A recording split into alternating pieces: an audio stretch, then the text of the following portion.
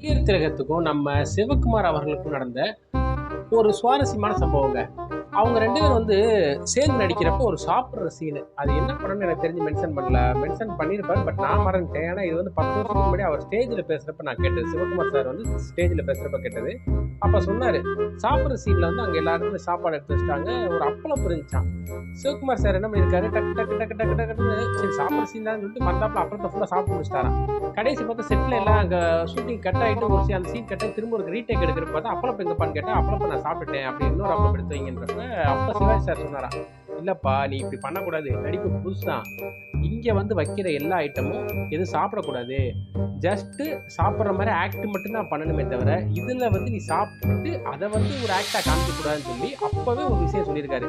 But இப்போ எல்லா சாப்பாடும் டக்கு டக்குன்னு வைக்கிறாங்க, சாப்பிடுறாங்க எல்லாமே இருந்தாலும், அப்ப அன்லிமிட்டட்லாம் கிடையாது. லிமிட்டட் தான்.